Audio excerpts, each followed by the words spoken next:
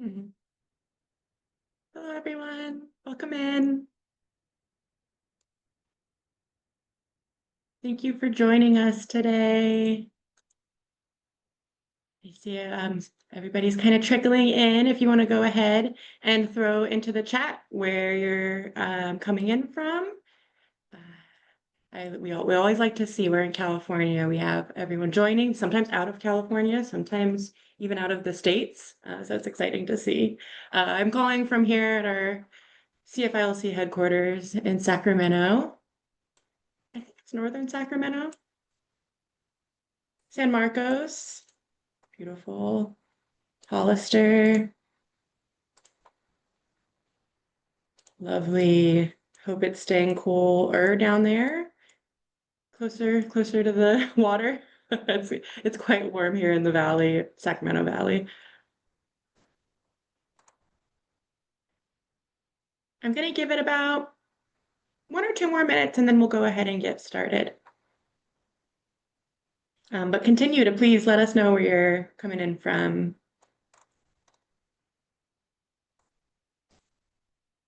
Sometimes I know with the ability to work remotely, sometimes people are even farther away than they normally are. It might be in an interesting area.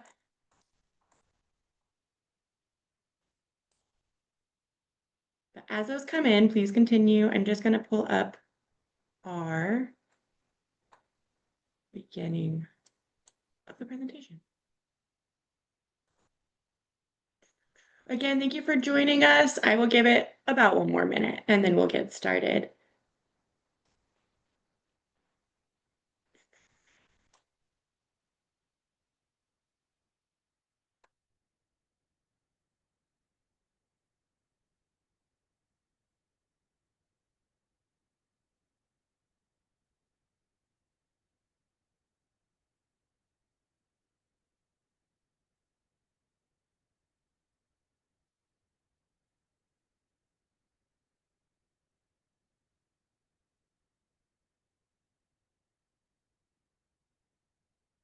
All right, I'm going to go ahead and get started. Please continue to let us know where you're coming in from.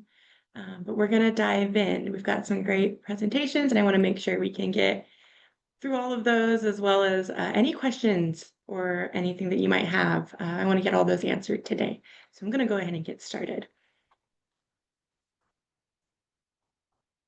Thank you everyone for joining us for Your Future, Your Tools, AT for the Road Ahead. It is being presented today by Ability Tools. Displayed on the screen is a background. It's kind of blurred of a desert with a road. There's a black box with white text that has the title, Your Future, Your Tools, AT for the Road Ahead, presented by Ability Tools. The next 2 slides will have the similar background with the road.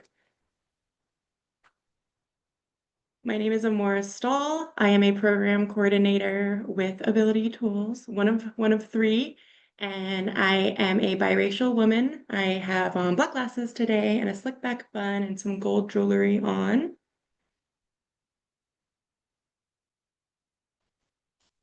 For today's agenda, I will also be your moderator, so you might hear my voice a lot. I apologize ahead of time. But we are going to begin with a presentation from myself, representing Ability Tools on your path forward with assistive technology for learning and living. We were excited to be joined by Sacramento City College for their disability services and higher education. Unfortunately, there's been a personal emergency, but don't worry, although they won't be here today, we're going to have them record it, and then we will just add it to the video that we put up from this webinar. We'll put it at the end so that you'll still have the information. We'll also send you the slide deck as well, so you have any information that they were going to give. They just won't be here live today. So after me will be CFILC's Yo Disabled and Proud Youth Advocacy Program. I will be joined by Jem Moore on self-advocacy tips and some really good information there. We also have Jan Garrett here with Pacific ADA Center that will be going over ADA, IDA, and Section 504 protections. Displayed on the screen in white text are all of that information with the titles and today's agenda over that same background. Before we get started, we like to do a good accessibility check. Um, we had the recording in progress. It will be uploaded as we just said to the YouTube channel Ability Tools. It's linked here. So when we send out the presentation, you'll have this link and any other links that are included in mine, as well as the others' presentations. Any questions that you have, please go ahead and use that Q&A feature. It's at the bottom of your screen or the raise hand. It is highlighted here. It looks like two chat bubbles with Q&A underneath, as well as the raise hand. It is a feature that we have enabled. It's like a little hand icon for the raise hand one. A reminder to presenters to please go to moderate pace. We have our lovely captioner, Stephanie, joining us. We want to make sure that everyone gets appropriate information, as well as please provide visual descriptions of any images that you display. We have our tech hosts here today, Michelle and Anae, my fellow program coordinators with Ability Tools. If you have any issues, please go ahead and message them directly, and they're here to help. Like I said, we have these features enabled. So displayed on the screen are the icons from left to right, the chat icon with one chat bubble, Q&A icon, two chat bubbles, raise hand icon with the hand icon with the hand, no bubble for that one, and the CC show captions icon with its little CC bubble. All right. So we're going to dive into the Ability Tools version of this presentation. Displayed on the screen is the Ability Tools logo. Text is described with the title, Your Path Forward with AT for Learning and Living, presented by myself, Amora Stahl, Program Coordinator. We're going to take a really quick journey, as fast as we can with how much AT is available. But all of this AT is going to be available to support individuals with disabilities in learning, working, and living independently. This is tailored towards individuals who are transitioning out of high school and into adult life, but truly any of this AT is appropriate for any time in one's life. I'm going to go ahead and turn off my video for this portion, but I'll be back on.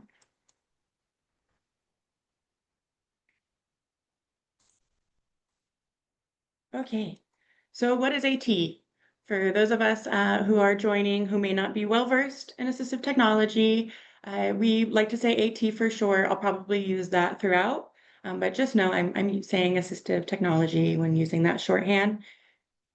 It's really any tool that can help someone with a disability do things more easily or independently, whether it's in school, work, or at home, or maybe even a combination of these. Two main types of AT we like to focus on are low-tech and high-tech AT.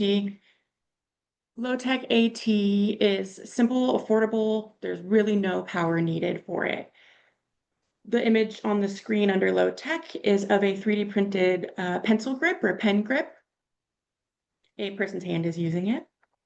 High-tech AT is powered, digital, or app-based, or a combination of all of those as well. Sometimes it takes a higher learning curve than your low tech. The description for high tech is a man who's looking at a screen. It's on a tripod on a desk, and he's using the eye gaze feature to click on different parts of the keyboard on screen.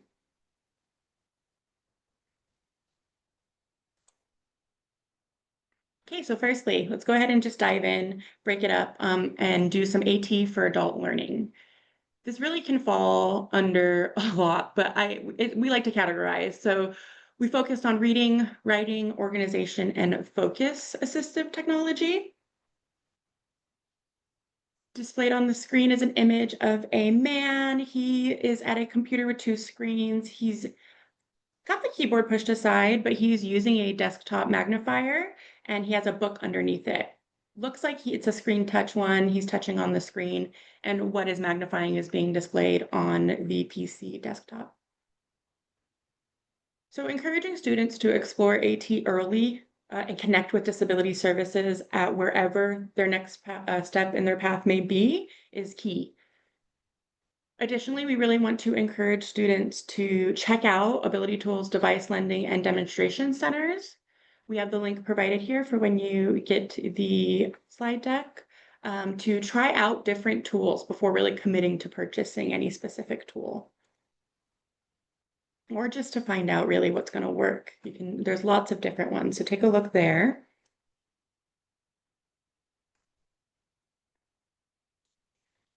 So, displayed on the screen is a man. He is laying on the bed next to some headphones. Looks like he's studying. He's got his laptop open.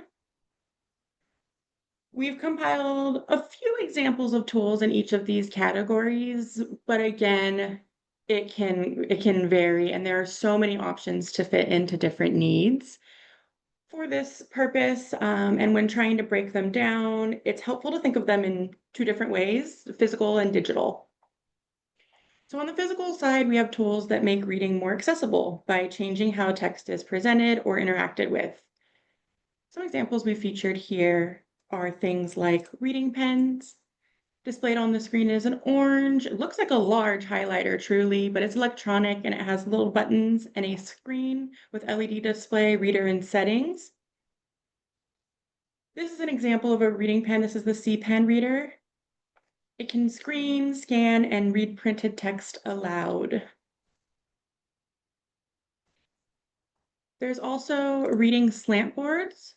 Displayed on the screen is a wooden slant board. It's just a piece of wood big enough for a book that opens and closes, has a little ledge for the book to go onto. These boards adjust the angle of the reading material so that you can reduce your neck strain and support like a better posture and focus when trying to read.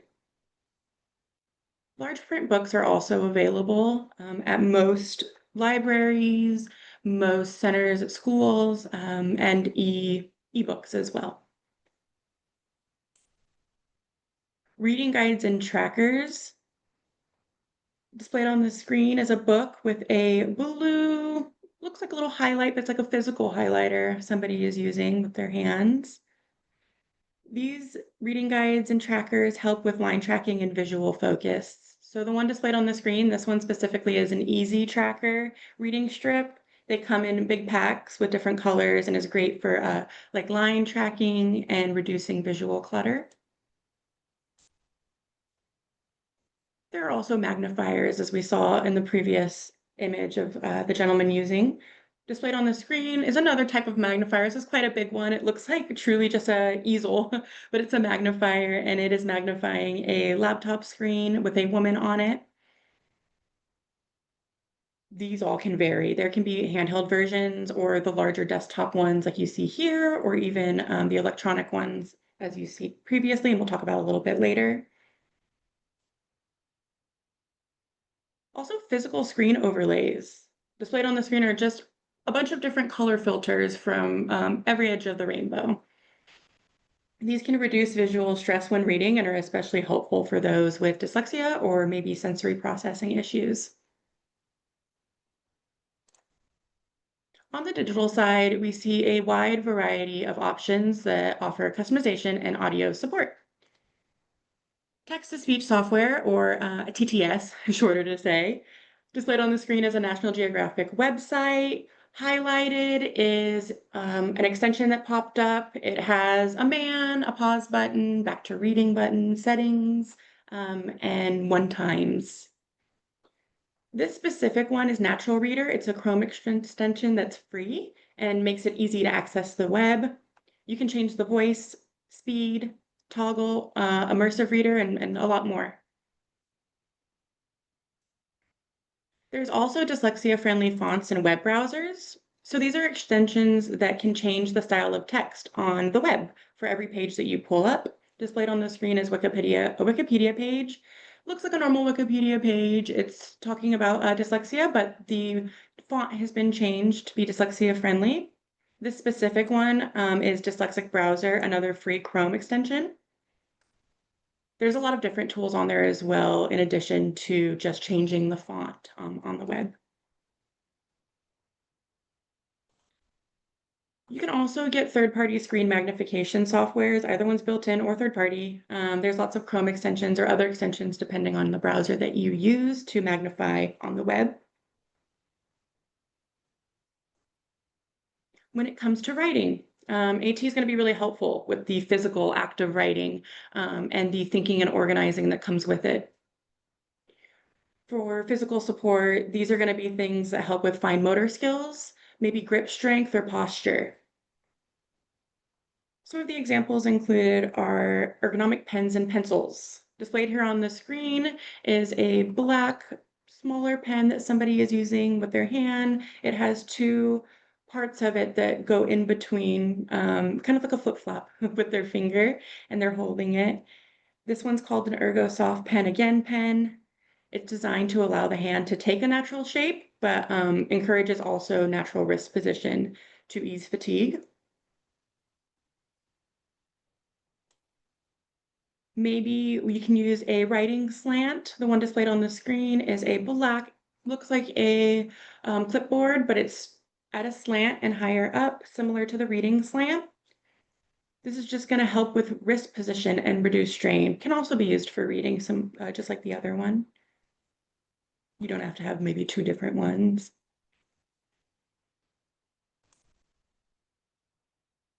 Non-slip mats. These are great to help keep paper devices steady while writing. The one displayed on the screen is a gray, large mat on the desk. A woman's writing with her pen.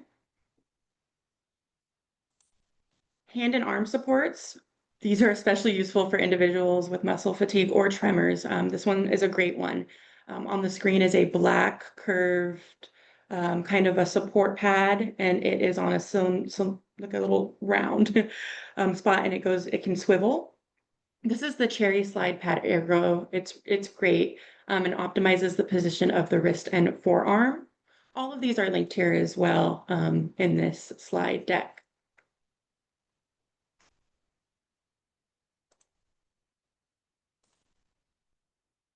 Specialized keyboards, these are great. They come in lots of different ones. These are just four examples of them. So from top left to bottom right, we have a head mouth stick keyboard a woman is using. She has the stick in her mouth and is pressing on the keys next to a desktop. To the right of that, top right is a compact black keyboard. Looks just like a regular keyboard, just a little smaller. We have in the bottom left four different kinds of switches: green, red, yellow, blue. Some have balls on them, some are just flat. And then in the bottom right is a refreshable braille display. It's a gray keyboard looking item, just has a few bigger buttons and then the display. Raised line paper is also a great option. It gives tactile feedback and helps with letter formation and spacing when writing. And lastly, there are portable note-taking devices. Displayed on the screen is the Plot AI device. It's kind of cylindrical, but it's very small. It's smaller than a thumb, I think, or about the thumb size. Or other note-taking devices, the Neo Smart Pen or LiveScribe, we'll talk about in a second. These combine handwriting with digital storage. The Plot AI displayed here in black, it's a note pen. It's very interesting. It is a wearable AI note-taking device that can record anywhere, anytime that an individual needs.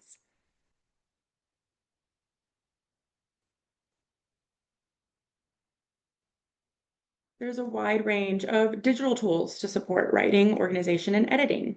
Speech-to-text software. Common ones are Dragon or Google Voice typing that allow users to dictate instead of type. Displayed on the screen is an iPhone, but it has Gboard on it. It's a text message, but it's using the Google Gboard. This is a virtual keyboard. It's free, developed by Google for both Android and iOS. It offers a large variety of features. Some things that it includes are Google search, predictive typing, emojis, GIF searching, voice typing, handwriting recognition. Word prediction tools. These are great, like CoWriter and Got It. Displayed on the screen are the logos for those. CoWriter on top with a cloud, Got It with a little check mark smiley face. Text reads, I got it right. These are great for suggesting words and phrases as we type. CoWriter specifically helps writers with proper grammar and spelling using topic-specific vocabulary. And Got It's Real Writer and Reader for Windows is a comprehensive literary software.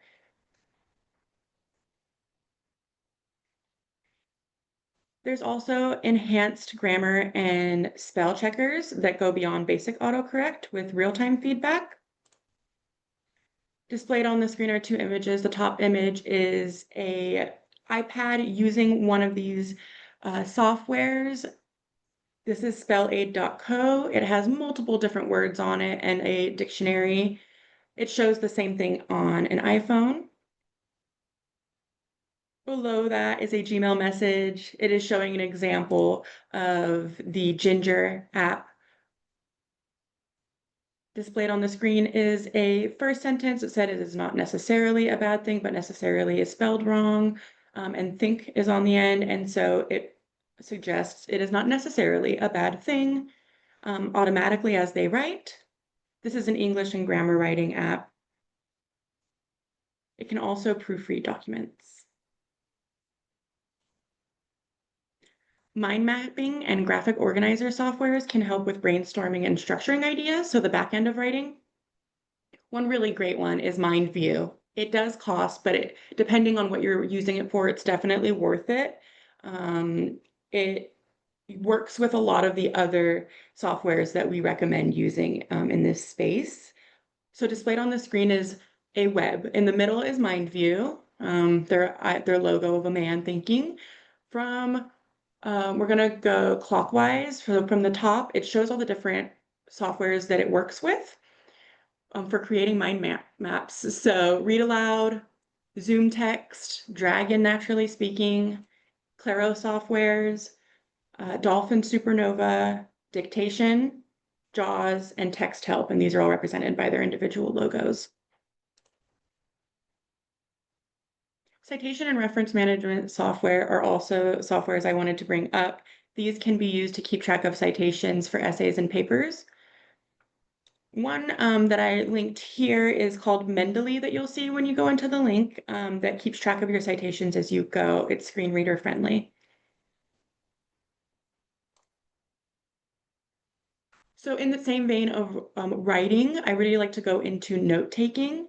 I am going to try to stay on generally my time. We do have some wiggle room, but I'm going to go as much as I can into some of these.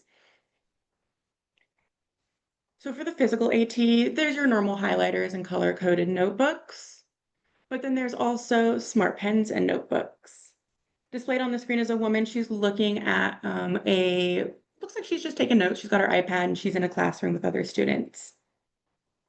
Smart pens and notebooks are great because they allow you to write by hand, but also record audio and sync physical notes digitally. Displayed on the screen is the recommended one, the LiveScribe Echo Pen, which does both of these things, record as well as transfer notes to digital. Also, things like pencil grips and maybe triangular pencils are great to support a proper grasp or reduce fatigue.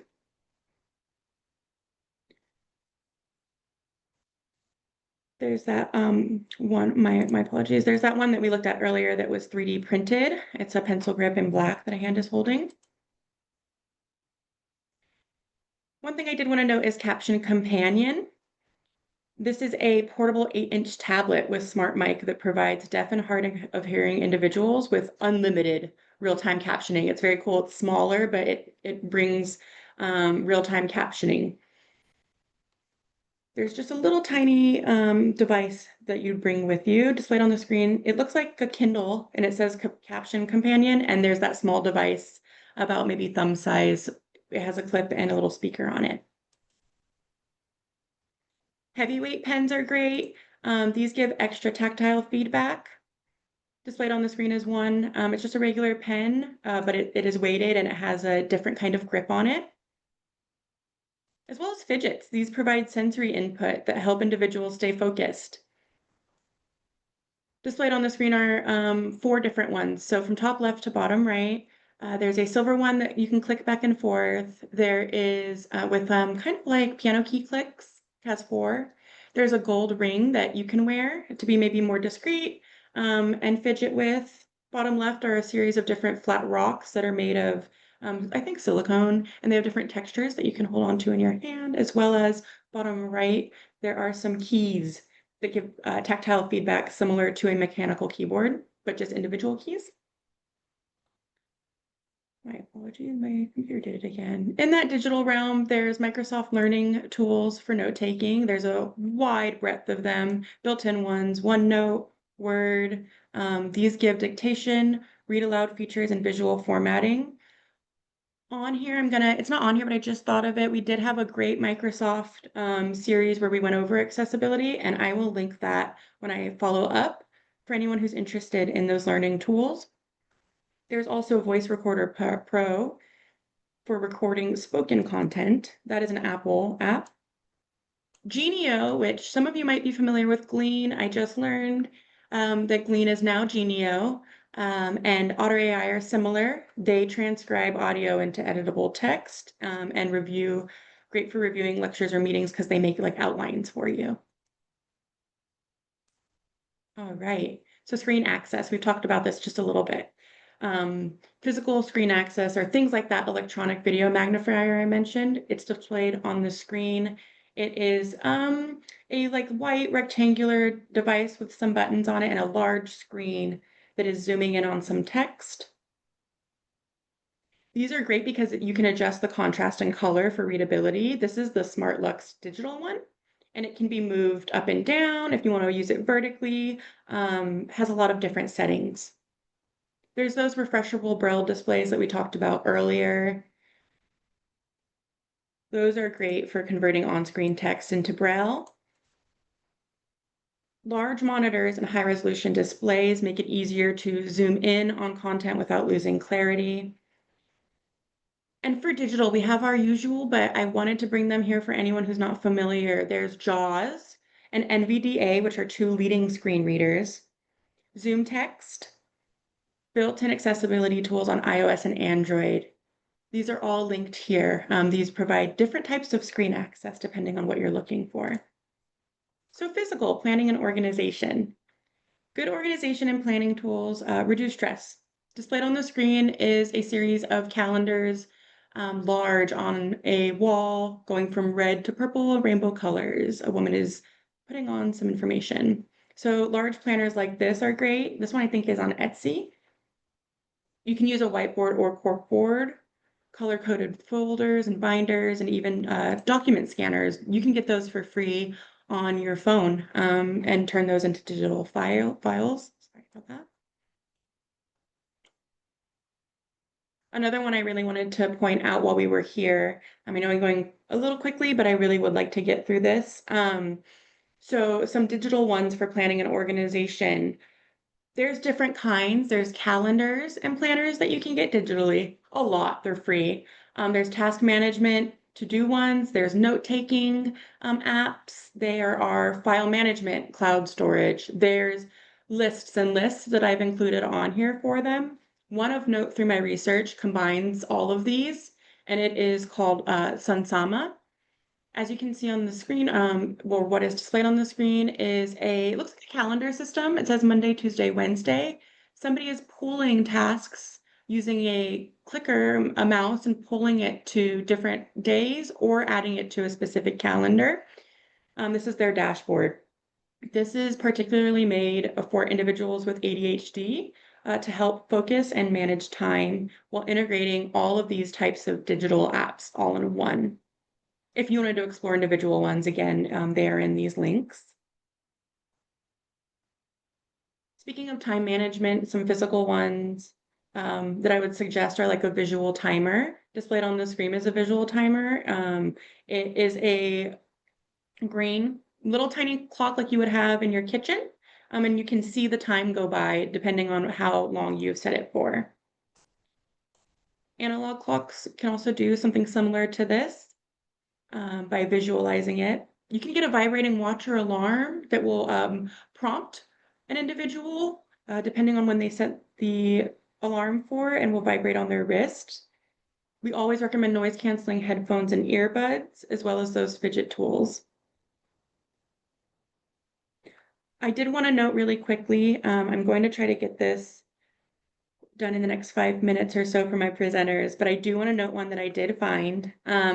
This man is using is 4Brain. It's a new device. It is a bone conducting noise cancellation headphone that is a brain training device for individuals. Anyone really can use it, regardless of disability, that empowers users to harness their voice to boost their brain. It helps with ADHD and focus. It helps with lots of different things. By hearing yourself, you can prep for maybe a speech that you're going to give. It basically bounces the audio back to you and is proven to help with focus and getting through there. So go check that out if you're interested. It was quite interesting reading on that. Memory and recall, things like wall calendars, prompting devices. Displayed on the screen is a spaced repetition software. This is a digital one. It is the name of it is right here. It is the Anki. It's really cool. It's screen reader friendly, and you can make flashcards for classes or any other information you're trying to get. Right now, it just shows the deck with different subjects and items and columns that they need to learn or what's due, as well as digital voice recorders to record reminders. One thing of note when AT for Learning is self-regulation and emotional management. So on the physical and digital realm, you'll want to have designated study spaces, maybe a weighted blanket displayed on the screen as a man sitting in a chair with a weighted blanket. It's a gray one, or some blue light blocking glasses. Try a meditation app or different habit trackers. Lots of different ones are linked here for you to check out.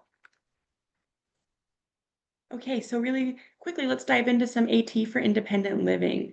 As we said with digital, there's a lot because there's so much that comes with our lives. And so there's just a few we mentioned here, but keep exploring, explore our DLDC in the different under the different categories, there's lots more. So displayed on the screen are some hands-on tools. For mobility and safety, there's those grab bars, ramps, stair lifts, maybe walkers and rollators. On the screen is an example of a grab bar. It's a silver one. There's personal care and home tasks, so maybe adaptive utensils or jar openers, dressing aids, reach your grabber tools. Again, I encourage you to go through this deck when you get it. There's some really cool ones that are coming up that are not too pricey with the change in technology, but for the sake of time. Some digital options for leveraging technology are smart home and automation options like voice assistants, smart locks or video doorbells, smart plugs, smart thermostats, smart calendars. We had a Earth Day, as on the screen is a thumbnail of the Earth Day blog that followed up our Earth Day webinar on smart and sustainable tech. Please check that out. It's linked here. There are lots and lots of different smart home and automation options on there. For communication and safety systems, we have some fall alert systems or smart pill dispensers, accessible smartphones and tablets, lots of different ones. I do want to note there is this really cool one. It's called, oh, the name, the Cozy Law. I always forget how to say that. I don't know if it's Cozy LA or Cozy Law, but it's a one that goes on the wall. It's huge, and it is a visual planner that you can click on. It's a touch screen and go through. So on the screen, it shows it. It has a calendar, the time, the weather, a checklist for groceries, maybe meals that you're going to have. It's fully customizable. It's very interesting. So go ahead and take a look at that. AT for workplace success. It plays a key role in helping individuals succeed at work. And we recently had a webinar on this, the one that is this one's predecessor. So it was called Campus to Career Tools to Thrive in the Workplace. It's linked here for you to watch on our YouTube channel, as well as the follow-up blog. Displayed on the screen is the thumbnail for that, a man pushing another man in a wheelchair up a ramp in front of a business. This one is titled Step into Work with the Right AT Support. For workplace success, and all of this in that webinar and in the blog, we go over computer access and communication, organization, focus and learning, and physical and environmental adaptations. One thing that we didn't get to talk about in the last webinar on employment and accommodations in AT is Jan, and I want to take a moment before I pass it over to our next presenter to talk about this. Jan is the Job Accommodation Network. It's a free resource offering guidance on accommodations in school, work, and training programs. It is the U.S. Department of Labor's Office of Disability Employment Policies program. It helps employers, individuals with disabilities, rehab professionals, and service providers on accommodations. The Jan logo is displayed above a picture of a woman at work. She's smiling and taking some notes. This is a free and confidential program. So how does it work to support people? It provides free services to those who are looking for practical accommodation solutions. First, they offer one-on-one consultations where you can speak directly with a specialist. They provide really clear and up-to-date information on ADA and related laws, which you will also receive today in a little bit from Pacific ADA. Jan's website is packed. It's truly packed with extensive resources, including their new situations and solutions finder that gives real examples of accommodations for different disabilities and different job roles and tasks. They also do a lot of training and outreach. One that we linked here is coming up on the 10th. It's navigating performance discussions and the accommodation process. Next to that is a picture of two women looking at each other, but also looking at some papers. It says engage, assess, accommodate, learn effective strategies for approaching performance conversations and navigating disability disclosure. This is on July 10th, 2025 and 2 p.m. Eastern time. It is linked here for you to sign up if you're interested, as well as any contact information you might need from Jan. Please go check it out. It's a wealth of knowledge, that website. Lots and lots of resources. I flew through, please go through this. There's resources, I've linked them all here to go with the AT presented. There's ability tools. There's your college and disability services, community and university, Jan that we talked about, your local independent living center. Search general disability rights and advocacy organizations. Check out this link on financial planning and benefits information for AT. Also check out coalitions and groups for AT. There is a great webinar I linked, Navigating Disability Disclosure and Responsibility of the Employer, as well as recruitment and retention resources from ODEP. This one is also, that link takes you to another page full of links. These are all resources that are going to provide you with tons and tons of more information. Please feel free to contact us.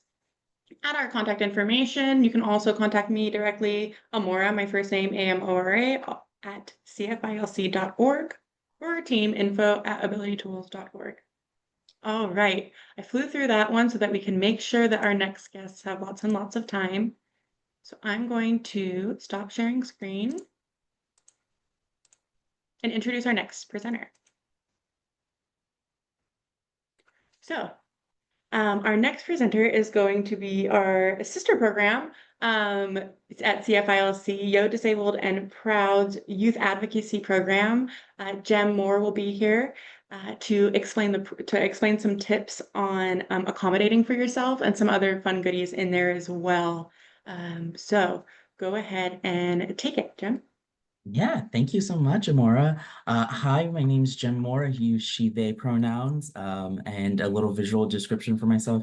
I am African American in a kind of button-down black jungly type shirt with a white t-shirt and glasses and an eyebrow piercing and kind of short hair. So today I'm going to kind of just be talking to you about self-advocacy, what self-advocacy looks like, kind of stepping into our very modern landscape, and telling a couple of different stories about my experiences with self-advocacy, going through college, as well as kind of just sharing some general ideas beyond just self-advocacy, but looking at advocacy as a whole. So let's get this started. Self-advocacy and the art of the persistent complaint, as I like to call it. The best sort of advocacy is a well-formed complaint. If we can move to the next slide, please. On this slide, we kind of have what we're going to be starting as level one. This is self-advocacy. What is self-advocacy? Oh, we've jumped ahead. Uh, so self-advocacy, this is kind of the baseline for advocacy. This is your ability to advocate to have your needs met. This kind of takes a couple of different forms, going from direct actions, such as like asking for help, requesting accommodations, or setting up schedules and routines, to kind of some more indirect actions, including, setting time for yourself to like ground yourself when you're needing to make some sort of big ask out of your boss, your teacher, things like that. A lot of self-advocacy really kind of begins with understanding what it is that you need. So a really good practical example for this when it comes to school is understanding how your disabilities affect the way you conduct school and learning. And this is really big, especially coming from me as somebody who has a learning disability. I've got autism and ADHD, so those two kind of come together and make a very weird little mess. I had a lot of experience specifically getting extra time on my tests and my essays and other work. And this kind of became a bit of a dance, a bit of a show, if you will. But I was able to have good representatives in my Students with Disabilities office, who were willing to make accommodations and help teachers kind of understand what I might be requesting. And so kind of some of the examples I'm given here for just general self-advocacy is contacting your Students with Disabilities office and setting up appropriate accommodations. You can also kind of take it a step further and even directly talk to your teachers or professors and or bosses, if you're not going into the school profession, and kind of ask for what you think are reasonable accommodations. Another more outside of the professional realm example was sending your food back when the order is wrong. This is one that even I struggle with personally, but it is kind of important to know that that's a moment for self-advocacy. If you order a dish and it's not correct and it comes to you incorrect, you are well within your bounds to ask for it to be corrected, especially if you're somebody who has dietary restraints. And then kind of a third one that's a little bit higher up or kind of a higher concept issue, which is just kind of specifically having doctors acknowledge when you're expressing certain concerns about your health.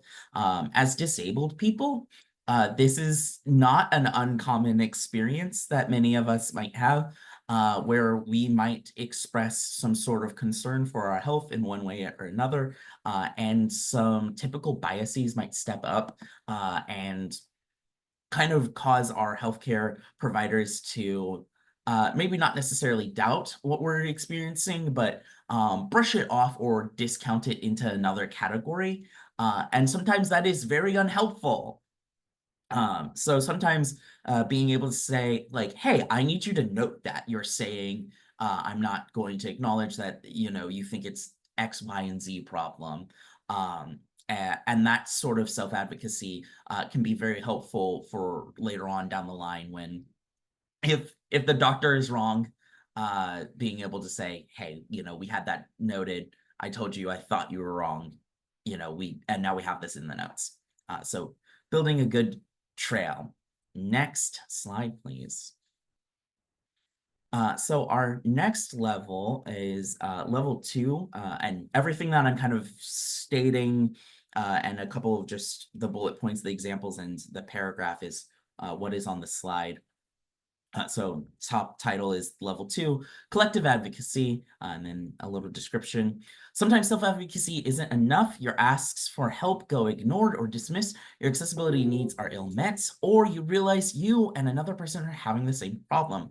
This is where collective advocacy comes in. Bringing people together and organizing about a specific issue or sets of issues can lead to change in your community. Collective advocacy is very, very important. It's kind of the next step for when sometimes self-advocacy doesn't work. Sometimes you go to your student with disabilities office and they say, our hands are tied. This is as far as we can do for you. And that's still not enough. And oftentimes in those instances, you will probably find somebody who is also having their needs ill met. And it's kind of very important for larger efforts to kind of have your needs met and things like that to work with other people. Working with other people can get a lot done. One of my most memorable experiences in college was actually working with some of the students I had like tutored and brought in through the Students of Disabilities program at my college. Working with them to talk about addressing the accessibility needs on our campus because by the time I was in my senior year, we were beginning to notice that there were very like noticeable inequities around the campus and many ways that the campus had become inaccessible and or had been just initially inaccessible to begin with. And so we kind of got together individually and separately, just kind of on our own, talking about these issues. And then eventually we brought all of these issues forward to the directors of the Students of Disabilities program, who ultimately helped us set up a larger listening circle with the administration to talk about how they could improve, excuse me, accessibility across the campus. Um, so a lot of collective advocacy can look as simple as peer support, just kind of sitting down and talking about different issues, kind of advocating together, all the way up to things like protests, petitions, and or community letters, which are kind of larger, bigger group collective advocacy. Also, kind of a one thing that we did in college was that there were concerns about how the food quality was developing on our campus, which ultimately led to a very active little protest that occurred, which was organized by students and for students, and the word was directly spread by student networks and student connections. So being mindful of how you are connecting with your peers and connecting with the people around you. And one of the most interesting things about that specific protest was we also got some of the food workers to help support the protest and help the administration kind of change the way they were running some of the food programs, which was very, very successful. And so next slide. This brings us up to level 3, which is our system change advocacy. So this is kind of just, this is like level 2, but just slightly adjacent, in at least in my lexicon.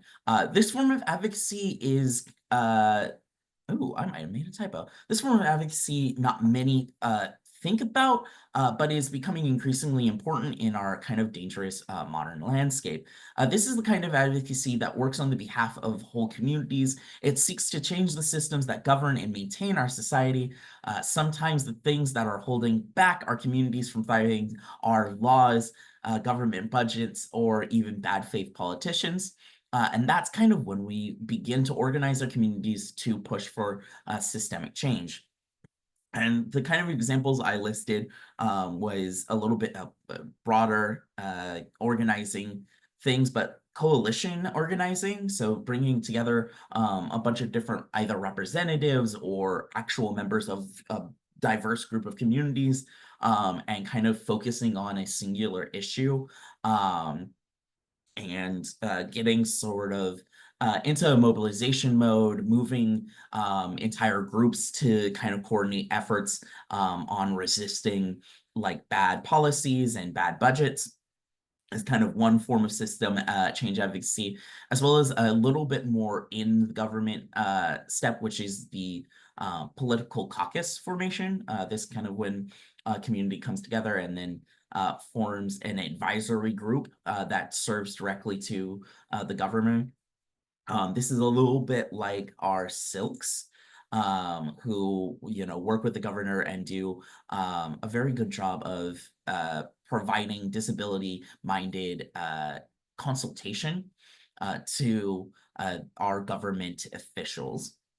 Um, this is a very big type of advocacy. This is not necessarily something that everyone's going to get involved with or even personally encounter, but it is very important to be mindful of how system change advocacy is going on, understanding when when your advocacy efforts fail at self-advocacy level and that collective advocacy level, understanding that it might just be the result of something bigger, a system that needs to be fundamentally altered and changed.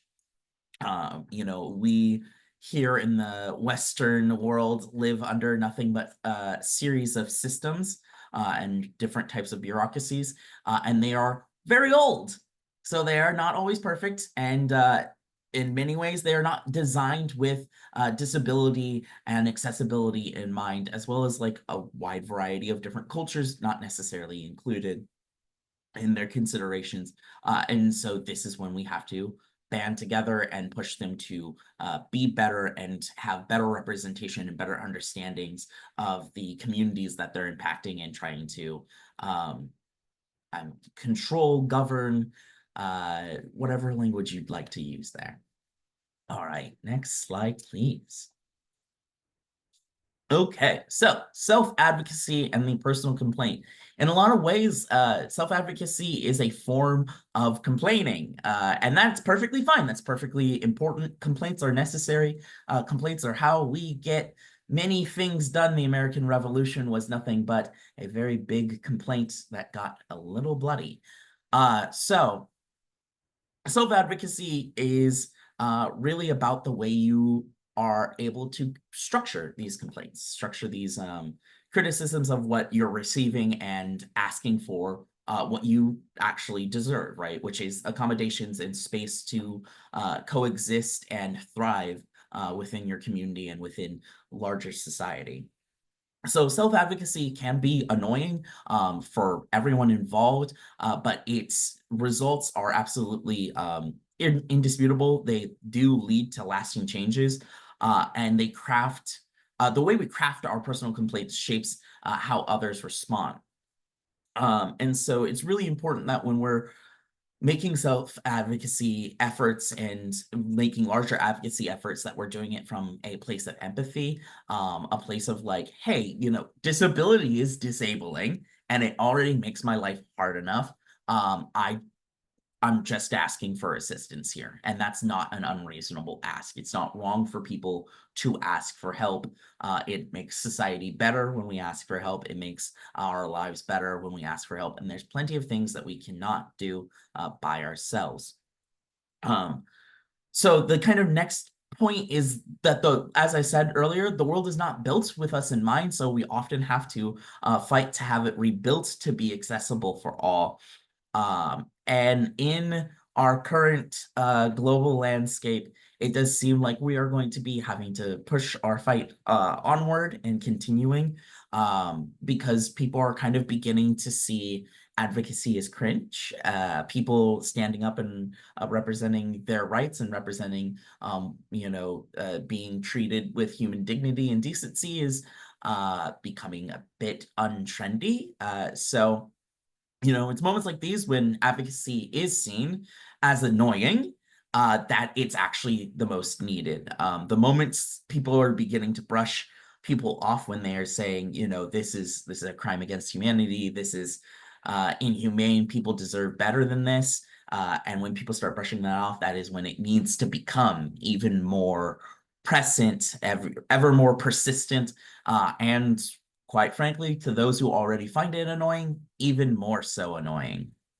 Uh, because many of the people who have shaped the world that we live in find it naturally inconvenient to make the world accessible for people with disabilities.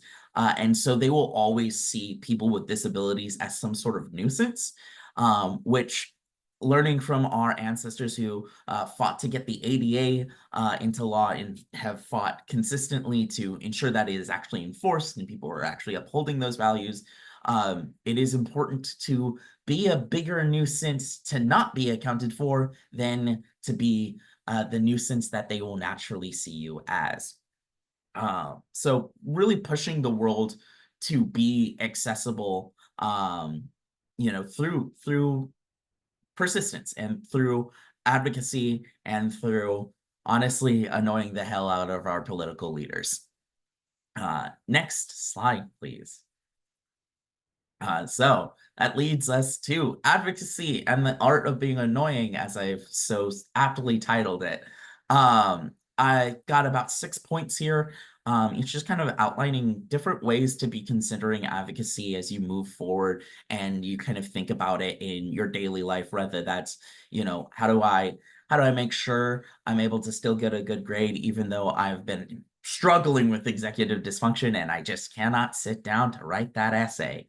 To how do I ensure my governments do not just throw away my will at any moment. So my kind of first point is advocacy on all fronts requires a human and empathetic touch. And due to our kind of digital age full of robots and online gags and things like that, it can become really hard to tell when somebody is talking to a real person. And that can lead people to become more apathetic, which is why kind of avoiding those sorts of tools is going to be very helpful when crafting things like written letters, written responses, emails, even an email like that, having it be from a real person who is expressing real struggles and real frustration reads better. People are a little bit more attuned to when somebody is being frustrated. So, resist the urge to pull out ChatGPT and other AI tools that kind of are more designed for that sort of writing, helping organize writing thoughts and things like that. And kind of be a bit rough. Let your writing stand on its own. Let it be a little unfinished. That human touch is really going to help people kind of see you as a person. And that's really, really important when it comes to advocacy. Advocacy is most effective when it comes from real people and their experiences. So save the AI tools for when you're trying to kind of get a message out. The replication of stories and narratives is a lot easier in our digital age now because of the sorts of tools that we have that allow us to kind of disseminate information very quickly and very rapidly. And so that can help you when you're doing larger movement organization and larger coalition building and trying to like do calls for action. But it's not going to be perfectly appropriate when drafting, say, an advocacy letter or a letter of dissent or a press release. Two, you miss 100% of the shots you don't take. Wayne Gretzky. This is a fun little quote that I've had around in my life for at least a few years now, and I personally still live by it very much. But I've kind of truncated it down a little bit to if you never ask for something, how can anybody know to give it to you? So the first step is asking and just kind of asking to get your needs met, and while there are many worse things that they can do besides say no, the lowest bar is we can't do that right now. And that's kind of when you can continue to press for advocacy and look to ask uh, other people how we can make these accommodations more reasonable, more feasible to enact now. Uh, and that kind of leads us into our third point, which is More often than not, you are in some sort of transactional situation where you are entitled to be included and accounted for. If you're going out to a restaurant, if you're going to an amusement park, coming to class, like you, as somebody with a disability, deserve to be included. You are probably paying for it. So when people choose and willfully ignore your rights to be included, they are stealing that moment from you. They are stealing that respect from you, and you deserve to have that. So you should, with all due respect, just kind of point that out when your needs are not being met, asking for people to accommodate you accordingly. And it is a perfectly reasonable expectation that people actually do find a way to accommodate you. Next slide, please. All right, so this is the art of being annoying part 2. There are just 2 more points. I miscounted earlier, so it's only 5 points. My bad. So advocacy takes time. Don't let that discourage you. Kind of keep pushing for your needs, and remember that persistence is really one of the key forms of resistance. Excuse me, and advocacy. Making sure that uh, you don't let these things kind of disappear and slide away from you. School is very busy and work is very busy. And oftentimes our accommodations can kind of slip out of view, right? You'll make a request, and those wheels will turn. You'll kind of let that be as it is, and then you might forget about it. This is kind of where having peer support can really help. Having somebody help you remember when you are making those advocacy points and to return to them when they are not being met is very key. So working with advisors, working with friends, working with mentors in any way, shape, or form to ensure that your accessibility needs are being met is one way to kind of build that accountability into all forms of advocacy that you engage in. And this kind of lasts a little bit of levity here, but if all else fails, just imagine yourself as a wealthy widow trying to fulfill your late partner's last will. Sometimes it is genuinely easier to advocate for others than for yourself. So when you are having an advocacy moment, sometimes even just getting in your mind and reframing it with a little bit of imagination, a little bit of role play, can kind of help you overcome certain forms of anxiety, hesitation, or the feeling of like, oh no, am I about to be annoying? Like stepping back and kind of just imagining yourself in a different scenario, and that your ask is not unreasonable even in those more obscure scenarios, is a really good way to kind of keep yourself a little bit more focused and a little bit more grounded, and away from the natural tendency to lean into to shy away from that sort of conflict that can naturally arise when asking to have your needs be met as a disabled person. Okay, I think there's one more slide. I think there might be 2. No, last slide. So that's it. Thank you so much for sharing this time with me. Thank you, Jem. That was amazing. Such good advocacy information. I think remembering to advocate for ourselves, especially when accessing accommodations, AT or any accommodations, it needs to be um, it needs to be talked about, and we need to have moments where we can empower each other in doing so. So thank you so much, Jem. I saw a hand go up. We're gonna move on over to Jan, and then if you have any questions at all, please throw them either in the chat or the Q&A, and we're gonna go over them once we are finished with our last presenter. So I'm going to introduce everyone to Jan Garrett with the Pacific ADA Center. And Anae, when you're ready.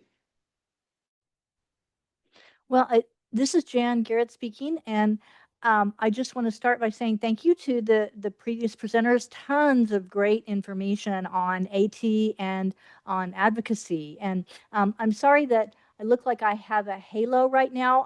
I don't. I'm a white woman with gray hair, and I'm wearing kind of a flowered shirt today. But because of the way that the light comes through my window, working from home, it looks a little strange for about the next 10 minutes. So apologies for that. Next slide, please. So I am the Deputy Director of ADA Programs for the Pacific ADA Center. And the Pacific ADA Center is part of the ADA National Network, which is nationwide, as the name suggests. And what we all do as ADA centers all over the country is that we provide resources, training, and support to improve awareness and understanding of the rights and responsibilities that people and entities have under the ADA. And this is showing the ADA National Network logo. And by the way, all of these slides show the Pacific ADA Center logo as well. And this is also showing a map of the 10 different regions that the ADA National Network applies to. We are Region 9. We are states in green. And so that's Arizona, Nevada, California, Hawaii, and the Pacific Basin territories will be the states that we serve. But if anybody is on here from other states outside of California or outside the states I just listed, feel free to contact us. We have our contact information on the last slide as well, and we can get you to your regional ADA center if you're not in Region 9. Okay, next slide, please. So what I'm going to do is to talk about the ADA, the Individuals with Disabilities Education Act, or IDEA, and Section 504 of the Rehabilitation Act in different ways. I'm going to talk about each one of the laws, but to help you understand how they might apply in their different contexts. So we're going to start with the type and purpose of each law. You know, what is that? So the ADA, or Americans with Disabilities Act, is a civil rights law. So that is really important to understand, that the ADA is a civil rights law, and it prohibits discrimination. So it does not allow discrimination based on disability, and it requires an equal opportunity in employment, public services, public accommodations, which are, you know, private places open to the public, and telecommunications. So the ADA covers all of that, and it covers many people with different disabilities. And the ADA Amendments Act updated the definition of disability effective January of 2009. So anybody that's substantially limited in a major life activity or a major bodily function is likely going to be covered under the ADA as far as the updated definition of disability since January of 2009. Next slide. So the IDEA, or Individuals with Disabilities Education Act, that is not necessarily a civil rights law. It's an education law, and it provides federal financial assistance to state and local education agencies to generate special education and related services for children, well, K through 12, youth and children that have disabilities. And they have to have specific disabilities that are covered by the IDEA. And IDEA was reauthorized and amended in August of 2006 for Part B of the law, which is for school-age children, and then in September 2011 for Part C, which is the part that covers infants and toddlers under IDEA. So IDEA covers all the way from infants and toddlers all the way through you know, youth and youth that are transitioning, you know, as well. But once you transition into higher education, the IDEA no longer applies. Next slide. So Section 504 of the Rehabilitation Act is also a civil rights law, just like the ADA, and Section 504 actually came before the ADA.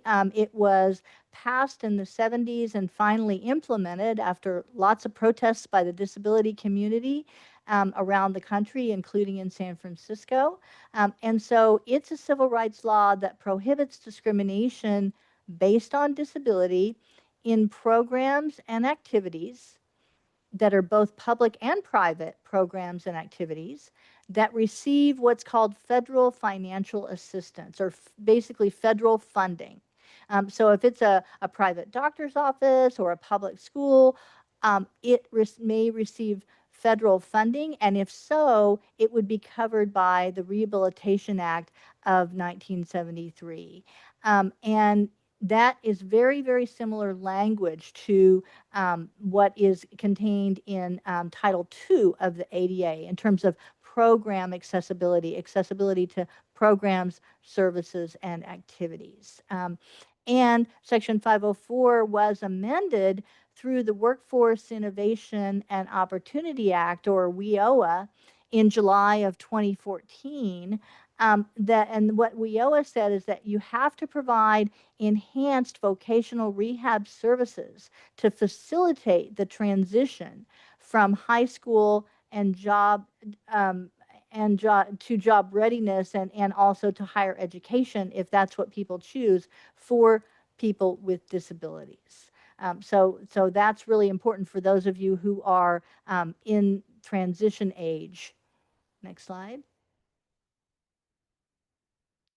So that's kind of a little bit of background on each of the laws. So who is covered? Next slide. So the ADA, as I mentioned, covers people with a physical or mental impairment that substantially limits one or more major life activities. And major life activities include things that you might think of normally, like walking, seeing, speaking, breathing, hearing, but it also includes concentrating.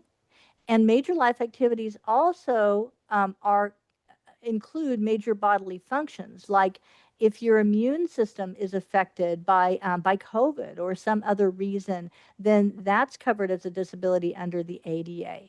If your endocrine system is affected, people with diabetes have their endocrine systems affected, so they're covered as people with disabilities if that limits them in their major life activities. And certainly it would if you were not on any medication for that diabetes. And then also another example of major bodily functions could include normal cell growth. Because what happens, for example, in cancer is that your cells grow too fast. And so unless you have some treatment for cancer, your cells are going to grow too fast. And so normal cell growth and cancer would be considered a disability under the ADA. So that's a physical or mental impairment that substantially limits one or more major life activities, and this usually lasts at least 6 months. You can also have a disability if you have a record or a history of that physical or mental impairment. Epilepsy, diabetes, cerebral palsy, spinal cord injury, learning disabilities, mental health disabilities. Any of those, if you have a history or record of, and someone uses that history to discriminate against you, you're covered as somebody with a disability under the ADA. You can also be covered by the ADA if you're regarded as or assumed to have an impairment. Maybe a rumor gets started that you have cancer or that you're HIV positive, and you're not HIV positive, or you don't have cancer. But if someone believes that rumor and uses that to discriminate against you, you're covered under the regarded as part of the ADA definition of disability. So ADA is very broad in terms of who it covers, and Congress really intended for it to cover a lot of different people. Okay, next slide. So Also, 504 is very consistent with the ADA Amendments Act of 2008 definition. So again, 504, a physical or mental impairment that substantially limits one or more major life activities, a record of such an impairment, or being regarded as having such an impairment. So very similar to ADA. And 504 does clarify that in K through 12, kindergarten through 12th grade situations in education, if you meet the physical or mental impairment that substantially limits a major life activity, that requires you to give a free appropriate public education under Section 504. If you meet the record of part of the definition, because you don't actually have the physical or mental impairment, you don't have it anymore, but you have a history of it, or if you're just regarded as having that physical or mental impairment, you're not required to give that student free and appropriate public education. Under 504, you're only required to give that free and appropriate public education to students, at least under 504, who meet the physical or mental impairment that substantially limits one or more major life activities. So that's important to understand. Okay, next slide. And then IDEA covers children and youth that are aged 3 to 21 in K through 12 education, and they have to be determined by a multidisciplinary team to be eligible within one or more of 13 specific disability categories. So there are specific categories under IDEA that relate to disability, and you have to be covered under one of those to receive special education and related services. And I have listed a few of those categories here, but this is not the full list. Some of the categories that IDEA covers are autism, deafness, deaf blindness, hearing, other than deafness, intellectual disabilities, serious emotional disturbance, speech or language impairments, and vision disabilities. So again, this is not a total list, but it is some of the categories of disabilities that you will be covered by IDEA if the multidisciplinary team determines that you're eligible for it. Next slide. So I mentioned free appropriate public education. Let's look at that. Next slide. So for ADA, ADA does not specifically require a free appropriate public education. What the ADA does is that it covers all public schools and education programs under Title II of the law, and it covers private non-religious or non-sectarian schools under Title III of the law. Okay, so it does cover all public schools and educational programs. And in K through 12 and higher education, ADA requires those educational entities to ensure access to the facilities and the programs, so the buildings and facilities and the programs that the education offers. It requires you to make reasonable modifications when you need to do that to policies, practices, and procedures. And it also requires that you provide communication aids or auxiliary aids and services to make sure that you're giving effective communication to people who have vision, hearing, and or speech disabilities. So these are the key areas that ADA covers, and so it doesn't really specifically address free appropriate public education, but it certainly says that private and public schools, whether they're K through 12 or whether they are higher education, have to make sure that they give an equal opportunity to students with all kinds of different disabilities. Next slide. So IDEA does provide for free and appropriate public education, and that includes special ed and the related services. And special education means specially designed instruction at no cost to parents to meet the unique needs of the child with a disability. Related services, which are also required under free appropriate public education and IDEA, can include things like physical therapy, speech therapy, counseling, and those are provided if the students require them to benefit from that specially designed instruction that IDEA requires them to have if the multidisciplinary team identifies the student as qualified for IDEA. And under IDEA, you have to develop an individualized education program or IEP with the specific participants. Next slide. Okay, so section 504, as I talked about earlier, also does not directly require free appropriate public education, but it requires that it provide an equal education to the education that students without disabilities get. You have to develop a written plan under 504. I mean, you have to develop a plan, but it doesn't have to be written. And you can use an IEP, an individualized education program, to meet the requirements that 504 has for free appropriate public education.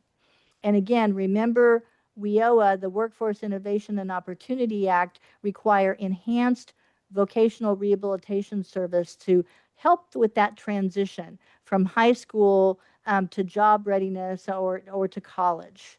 Okay. And then in higher education, 504 has very similar requirements to ADA Title II. And the ADA Title II requirements apply whether you're in K through 12 or higher education. Next slide. Okay, so for funding, next slide.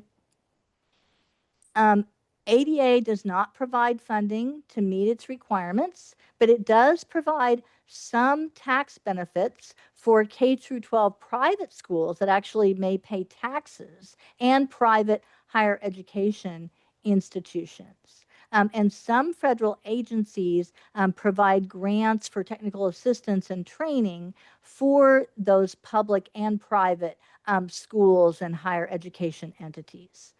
Next slide.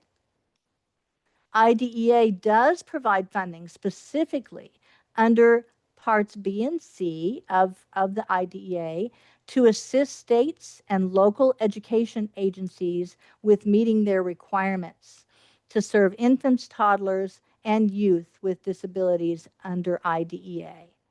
Next slide. And then 504 does not necessarily provide funding to meet its requirements, but if you're going to have 504 requirements, you're likely receiving federal funding. That's kind of the whole point of 504, is that you're receiving federal financial assistance, and that's why you're covered by 504. And IDEA funds are not eligible to serve children that are found eligible only under Section 504 for Section 504 plans. You can't use that IDEA funding. You have to use that only for children found eligible under the IDEA. Next slide. Okay, written notice. So ADA does not specify procedural safeguards or notice about special education specifically, but it does require under Title II, state and local governments to post a notice about saying, hey, we're a state and local government, we have ADA requirements. And so they usually post that notice on bulletin boards, on their website. You know, they have to let people know that as a state or local government agency that they're covered by ADA Title II. And ADA also provides complaint procedures, and if you're not complying with the law as a state or local government or even as a private entity under Title III, there's complaint procedures and consequences for not complying with the law under both ADA Title II and Title III. Next slide. So IDEA requires written notice to parents regarding the identification, evaluation, and or placement of their child. And the written notice is required before any change in placement happens. And the IDEA specifies the required parts. There's several different parts that the written notices have to have. And so there's specific requirements in IDEA about that. Next slide. And Section 504 requires notice. It's written notice is recommended but not required. And notice must be given only if there's at the initial placement or a significant change in placement. And if you follow IDEA safeguards, that's one way to make sure that you're complying with Section 504 notice requirements. Okay, next slide. Evaluation and placement. So ADA does not really talk about evaluation and placement procedures. It basically just says you have to make sure that there's non-discrimination and that you provide effective communication and reasonable modifications when you need those to make sure that you're not discriminating. Okay. Next slide. So ADA can also include requirements for assistive technology. IDEA requires a comprehensive evaluation by a multidisciplinary team that has to be done at least once every 3 years. You have to have an IEP meeting, as I said before any change in placement. And the eligibility decision for the student has to be made by a group of people who know about the student and looking at evaluation data and placement options. Okay, next slide. And then 504 requires notice and consent for the initial evaluation, but not written notice, just verbal notice. If the parent does not consent to putting a student on a 504 plan, the district can say, well, we're going to go through due process and we're going to require that the student be on a 504 plan anyway, even if the parent doesn't want that. That's not that common, but it does happen from time to time. And so you have to look at a variety of sources to look at how the student will be evaluated and placed. And students with disabilities have to be educated with their non-disabled peers to the maximum extent appropriate. Next slide. So for due process and enforcement, next slide. So ADA does not have specific due process procedures, but it does say it does have enforcement procedures, and people with disabilities can file a complaint with a federal agency or file a claim in federal court. And those agencies usually encourage informal mediation or voluntary compliance when that's possible. And in higher ed, the student has to enforce their own ADA rights. Nobody else can enforce that for you. Next slide. And IDEA has specific requirements for local education agencies for due process for parents who disagree with the identification, evaluation, or placement of their child. Next slide. And then 504 requires also impartial hearings for parents who disagree with their placement or how their child is educated. And the school district should really develop policy guidelines and procedures to make sure that they're meeting this due process requirement. And then in higher ed, again, the student has to enforce their own 504 rights. Next slide. Okay, and then otherwise, I have just provided a list of several resources. Next slide. There's some general and ADA resources that I have here for you with all the links. Next slide. There's the IDEA resources for you. Next slide. And then some 504 resources as well. So hopefully all of these will be helpful. Next slide. And then this is how you can contact us. You can contact us by email, through our website. You can join our email list, or you can follow us on social media. And I've listed all the different ways that you can be in contact with us. So thank you. Thank you so much, Jan. This is such good information. I'm so glad that you were able to discuss all of this with us and go into detail. We always have lots of questions about it, so it's a great resource. While we're, if you want to stick around, Jan, we maybe just for a couple minutes, we might have a couple questions. I know there's one question that came through for Jan. So if you have any questions, please throw them in now or raise your hand. But the question is, can you provide any examples of what the enhanced services, quote unquote, could be for any transitioning students per WIOA? I think, they're trying to make sure that people have the ability to transition to work or to higher education. So certainly, I mean, I think assistive technology can fall under that, which is what we're really talking about here today. And any kind of support that's needed. Sometimes you need to have a job coach if you're learning a job. You may need to have some other information before you transition to higher education about what's going to happen once you transition. Are you getting connected with the disabled students program at your higher education?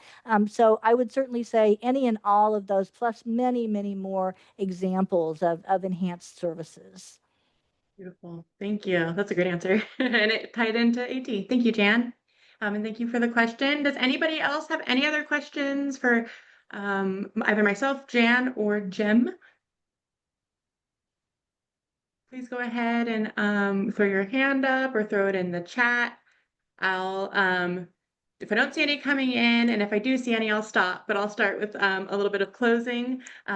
So thank you, everyone. As I said, we will be sending out materials tomorrow. YouTube video will be up by the end of the week. We will have the additional DSPS services added to the end of that. So don't worry about that. I will be sending everyone slides so that you have all of the presentations today. Go ahead and sign up for those webinars. We do not have an upcoming webinar until probably about September, but please join the other webinars that you saw. We will be following up this webinar with some blogs, so keep an eye out for that. I'll link the Ability Tools blog page. But if nobody else has any other questions, I just want to say thank you to everyone for joining us today. This is a very informative session.